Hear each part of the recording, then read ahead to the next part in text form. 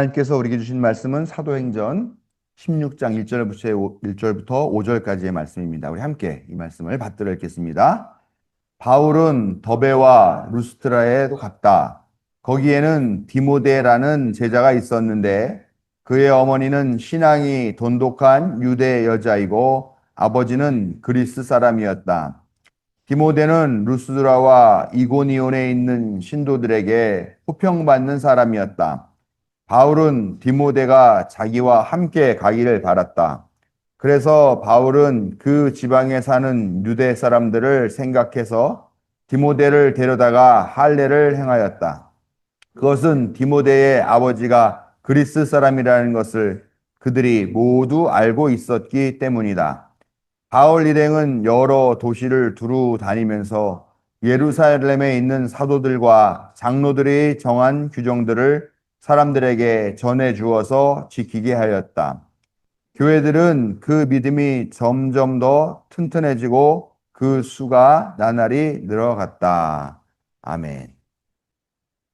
우리의 약함과 무지를 깨우치시고 힘있게 하시며 생명의 길로 인도하시는 항상 오르신 하나님의 사랑과 자비가 오늘 예배하기 위해 하나님 앞에 나온 자녀들에게 함께 하시기를 성어버지 성자 성령의 이름으로 축원합니다.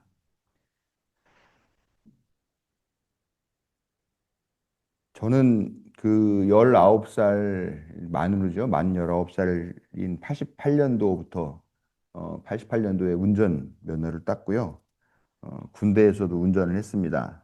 지금까지 올해로 40년째 운전을 했습니다.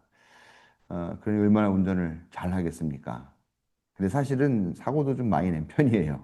운전을 오래 한 사람 치고는.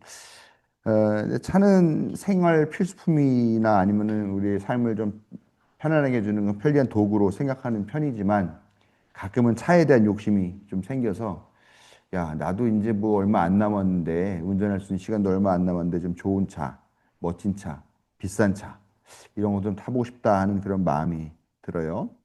근데 제가 환경 문제하고 목회자들 청빈 문제를 깨닫고 옛날에 중형차 이상의 차를 타지 않겠다라고 그런 서원을 했어요. 어떻게 보면 별 쓸데없는 서원이죠. 뭐 서원 같지도 않은 서원이 그런 건데 그런 걸 했어요.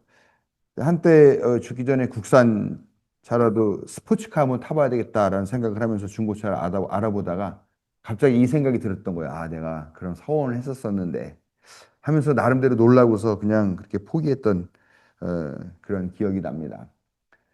그러다 보니까 뭐 탈 수 있는 차가 뭐 별로 없죠. 저는 그래서 그동안 경차만 타왔습니다. 경제적인 이유도 없기가 여유가 없기도 했지만 또 한편으로는 실용성 또 환경 나름대로 목회자의 청빈 이런 걸 생각했기 때문에 나름대로 제가 했던 그 실천이라고 하는데요. 근데 문제는 아이들이 자라나는 거예요. 키가 커요 점점. 근데 우리 아들 같은 경우는 190cm가 넘게 커버리는 거예요. 그러니까 그 조그만 경차 안에서 이렇게 쭈그리고 이렇게 가는 모습 보니까 안 되겠다. 그래서 큰맘 먹고 차를 좀 바꿔야 되겠다 해가지고 차를 샀는데 그래도 중형차 이상은 안 타기로 했으니까 또 알아보다가 또 소형 SUV를 사서 타고 다니는 게 지금 차이죠. 어쨌건 작은 차예요. 작은 차. 큰 차가 아닙니다. 그런데 제가 뭐 이렇게 얘기를 하는 이유가 뭐냐면 이렇게 작은 차임에도 불구하고 가끔 주차장에서 애를 먹게 되는 일들이 발생한다는 거죠. 왜냐하면 주차 공간은 많지 않은데 꼭 보면 주차 라인을 제대로 그 주차 라인 안에다 자기 차를 제대로 주차해 놓지 않거나 조금 옆으로 오게 한다거나 아니면 삐딱하게 되나가지고 이런 작은 차임에도 불구하고 주차장에서 주차를 하는데 애를 먹는 그런 일들이 생기더라라는 거예요. 뭐 지금까지 경차나 소형차를 주로 운전했던 사람이고 그런 차를 운전했고 또 운전을 40년이나 했던 사람인데도 그렇게 주차하기가 어렵게 되놓은 그런 거 보면은 그 다른 차들이 얼마나 매너 없게 주차를 했는지 아마 상상을 하실 수 있을 거라고 생각합니다. 사실 주차 라인에다가 그 차 대는 게 이렇게 어려운 문제는 아니잖아요. 좀 시간이 오래 걸려도 한 번, 두 번, 아니면 두 번, 세 번 정도만 더 전진하고 후진하면 될 텐데 사실은 그게 귀찮아서 대충 대고 가버리는 거죠. 저는 이런 것들이 아마 타인을 위한 배려의 마음들이 없기 때문이 아닐까 하는 그런 생각들을 한다라는 거죠. 사실 이건 배려도 아니잖아요. 주차장에서 주차 라인 안에 차를 대는 거는 배려도 아니고 최소한의 상식이고 양식이라는 것이죠. 저같이 마음씨 착하고 선한 목사이기 망정이지 보통 사람 같으면은 그 차를 긁고 가거나 아니면 타이어를 펑크 내 버렸을지도 모른다. 이렇게 하는데 우리 박순영 집사님 웃으시는 거는 뭐 안 믿는다는 비웃으시는 건 아니죠? 예. 그렇지만 우리가 이렇게 사소한 배려의 마음을 가질 때 자기 자신이 받게 되는 손해도 방지할 수 있고요. 또 타인의 마음까지도 따뜻하게 해주는 그런 힘이 있고 또 그런 배려들은 전염성이 있더라고요. 그래서 나의 배려들이 또 그런 배려를 받은 사람들이 가서 또 다른 배려를 하고 그런 예를 많이 보는 게 우리가 상점 같은 데 가가지고 들어갈 때 문을 열고 들어가는데 뒷사람이 따라오잖아요. 그러면은 그걸 놓고 가기가 뭐니까 항상 뒷사람이 올 때까지 문을 잡아주잖아요. 그리고 제가 그렇게 지나가면 또 그 뒷사람도 자기 뒤에 사람이 오면 또 그걸 잡아주고 이렇게 오더라고요. 그러니까 이런 걸 보면은 작은 배려들은 사람들의 마음을 움직이고 또 사람들에게 배려하는 그런 마음을 더 전해주고 하는 그런 전염성이 있는 것은 분명한 것 같습니다. 배려의 이야기를 하는 이유는 오늘 이 바울의 이야기를 함께 나누기 위함입니다. 바울은 우리가 잘 알고 있지만 이방인이라고 일컫는 비유대인들을 위한 전도자였습니다. 그는 주로 비유대인 지역에 가가지고 사역을 했고 또 그 사람들에게 사역을 하다 보니까 유대인들에 의해서 수많은 고초와 테러를 당하기도 한 그런 사람이었다라는 겁니다. 사실 이 비유대인들은 유대인들의 전통이나 관습이나 그런 교리에 대해서 알지도 못하죠? 당연히 모르겠죠. 우리가 일본 사람이나 뭐 중국 사람이나 이런 사람에 대해서 그런 관습을 자세히 알지 못하는 건 마찬가지로 뭐 그런 유대교에 대해서 알지도 못하고 사실은 관심도 없어요. 그렇죠? 그 사람들은 살아가는 거지 뭐 내가 사는 게 더 중요한 거죠. 그렇기 때문에 사실 이들이 기독교인으로 개종을 한다거나 아니면 예수 그리스도를 믿어야 된다고 하는데 유대교까지 믿어야 된다? 생각할 게 많죠. 근데 바울도 예수 그리스도를 우리의 구원의 구세주로 받아들이기 위해서 유대교를 배우고 유대교를 따라야 되는 것, 이것은 구원의 필수 조건이다라고 그렇게 생각하지 않았다라는 거죠. 그래서 비유대인들이 예수님 믿고 또 예수님의 이 기독교 공동체에 참여하기 위해서는 할례를 받아야 된다라고 그렇게 예루살렘 중심의 유대인 기독교인들은 그런 규정을 만들어 놨어요. 어? 그런데 바울이 보기에는 이게 상식적이지 않잖아요. 아니 비유대인들이고 다른 지역에서 태어났고 유대교는 알지도 못하고 관심도 없는데 왜 내가 예수 그리스도라는 존재를 믿기 위해서 내가 할례를 받아야 되느냐? 그래서 이런 조항이나 이런 규례는 적절하지 않다라고 해서 적극적으로 항의를 했고 심지어 예루살렘 교회에 올라가서 이에 대해서 반대 의견을 피력을 합니다. 그래서 거기서 따내오죠. 이방인들은 할례를 받을 필요까지는 없다. 그러나 이방인들에게 이방 신들에게 우상들에게 바쳐진 제물로 바쳐진 그런 음식들은 삼가해야 된다. 뭐 이런 것들 의견만 받아갖고 이제 오게 된다는 것입니다. 이게 되게 좀 중요한 사건인 게 뭐냐면 교회 역사에 있어서 맨 처음 벌어진 대단히 중요한 신학적인 교리적인 그런 논쟁이라는 거예요. 그래서 과연 예수를 믿는다는 사람은 어디까지 해야 할 것이고 어디까지 하지 말아야 할 것인가 하는 그런 규정들에서 처음 논의가 된 아주 중요한 그런 말하자면 회의인 거죠. 그런데 여기에서 예수를 믿기 위해서 굳이 유대인이 되어야 할 필요는 없다라고 하는 이 규정들이 말하자면 결정이 되었다라는 겁니다. 근데요, 오늘 말씀을 보니까 바울이 이제 전도 여행을 가려고 계획을 하면서 디모데라는 사람을 데려가기를 원했어요. 그런데 이 디모데에게 너 가서 할례 받고 와라 이렇게 얘기했다는 겁니다. 디모데는 바울의 영적 아들이라고 불리는 그런 신실한 제자이고 그 당시에 신도들에게 아주 칭찬을 받는 그런 사람이었어요. 그런 사람이었는데 그런 사람을 데리고 가면서 왜 비유대인들이 할례를 받아야 되느냐? 이런 규정들을 반대하고 그래가지고 이걸 철폐시킨 사람이 왜 그렇게 했을까? 물론 이 디모데라는 사람은 반유대인 정도 돼요. 왜냐하면 그의 어머니가 신실한 유대인이었기 때문에 그리고 아버지는 그리스인. 그러니까 한 반 정도 되는 거죠. 근데 원래 그 유대교 율법에 보면은 그렇게 혼혈로 태어난 사람은 그 혼혈로 태어난 사람은 유대교에서 할례를 받아야 한다. 이런 규정들이 있다라는 거예요. 원래 그 비유대인은 유대교인으로 이렇게 들어올 수도 없지만 그런 경우에 혼인에 의해서 태어난 그 2세는 할례를 받아야 된다. 그런 규정이 있는데 그런 규정이 이제 사실은 바울이 걸린 거죠. 그래서 이제 밝혔는데 사실은 어떻게 보면 이 이율배반적이고 위선적인 이런 태도같이 보이지만 오늘 말씀 보니까 앞으로 자기가 가게 될 그 선교지에 있는 그 유대인들을 생각했기 때문이다. 그래서 그 사람들과의 관계 때문에 디모데에게 자기는 원치 않지만 할례를 받고 오라라고 이렇게 얘기했다는 거죠.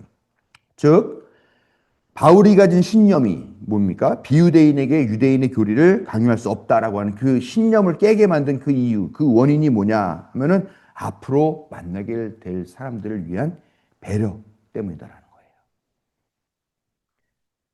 디모데로 인해서 사람들이 시험에 드는 일을 막고, 또 너의 어머니는 신실한 유대인인데 너는 왜 할례 안 받았느냐, 막 이런 불필요한 경계심이나 오해나 분쟁을 없애기 위해서 그런 배려 차원에서 바울은 자기의 신념을 꺾고 할례를 받으라고 했다는 것이죠.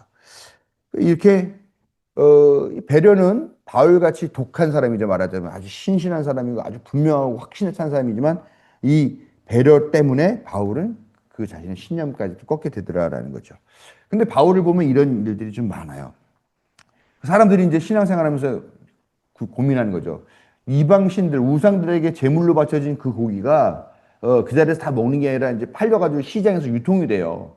근데 그런 고기를 사다 먹어도 되느냐 하는 문제가 교회 안에서도 논쟁거리가 됩니다. 어떻게 우상에게 바친 제물을 교인이 먹을 수 있느냐? 이 문제가 말썽이 돼가지고 이걸로 갑론을박을 하고 그래서 이제 바울에게 문의를 합니다.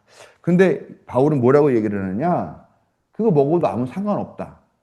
먹을 수도 있지 뭐. 그게 뭐 자체가 우상이라는 건 원래 있지도 않은 건데 거기서 했다고 해서 그 자체가 뭐 오염이 되거나 하는 것도 아닌데 먹어도 된다. 그러나 네가 그 고기를 먹는 걸 보고 다른 사람이 보면서 저 사람은 신앙이 좋은 사람이라고 생각했는데 우상에 바쳐진 그런 재물을 함부로 먹네. 이 교회 문제 있어. 저 사람 문제 있어. 하면서 말썽이 생기고 오해가 생기고 분쟁이 생기고 분열이 생긴다고 한다면 그러면 뭐 안 먹을 수 있는 거 아니냐. 그렇게 얘기를 하는 거죠. 그리고 정 먹어야 된다면 어떻게 먹어? 안 보이는 데서 먹어라. 이거 요즘도 있는 논쟁이랑 비슷하죠. 예? 사람들의 그 기독교인의 주초 문제 같은 거, 그러면 안 보이는 데 가서 하면 된다. 어떻게 보면은 뭐 그러지 않으면 좋겠지만, 그건 타인에 대한 배려. 이거 어떻게 바울의 마음과 좀 통하는 그런 마음인 것 같아요. 그러니까 결국은 교리보다 중요한 게 바울은 타인에 대한 배려. 괜한 분쟁이 생기고 오해가 생기고 억측이 생기고 그래서 분열이 되는 것을 막기 위한 그런 배려. 그런 배려를 오히려 교리나 이런 것보다 더 중요하게 여겼던 것이다라는 거죠. 이런 배려가 뭐냐? 우리식으로 말하면 사랑이잖아요. 사랑. 우리의 사랑의 실천. joy라고 하는 joy라고 하는 이 단어가 있어요. 이게 영어로 기쁨이라는 뜻입니다. 근데 이 단어는 종종 교회 안에서 어떤 문장의 이니셜을 모아서 만든 단어로 쓰이는데 혹시 무엇인지 아시는 분 당연히 계시겠죠? 많이 들으셨을 거예요. 예. Jesus first, others second, yourself last. 이렇게 해서 이 앞자에 J-O-Y를 따서 joy라고 하는 이런 문장을 만듭니다. 즉 예수님이 가장 먼저, 그 다음에 다른 사람이 두 번째, 그리고 마지막은 당신이란 뜻입니다. 우리는 이 조이의 배려를 해야 할 것이다라는 겁니다.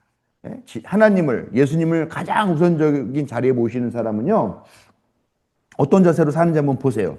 예수님을 하나님을 최우선으로 모시는 사람은 결코 자기 혼자만 또 자기 잘난 맛에 또 지가 먼저 이렇게 살지 않아요. 결국 그렇게 살지를 못해요. 그리고요, 또 그렇게 하나님을 잘 섬기는 게 뭐냐? 우리가 맨날 얘기하잖아요. 하나님 사랑, 이웃 사랑. 하나님 다음에 이웃이죠.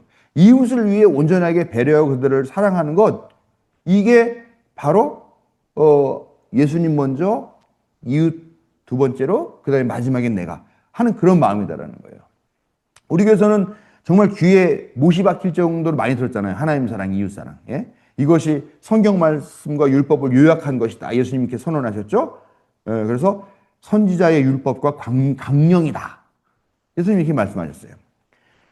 그렇기 때문에 우리는 하나님을 제일 먼저, 그리고 이웃을 내 몸같이 사랑하며 두 번째로 섬기는 것, 그것이 바로 성도의 삶이라는 것이죠. 하나님 잘 섬긴다고 하면서 우리가 이웃을 위한 배려보다는 자기 자신만 생각하고 자기들만을 위해서 사는 사람, 자기 잘난 맛에 도취돼서 사는 사람, 이런 사람은 결코 하나님 잘 섬기는 사람이 아니에요.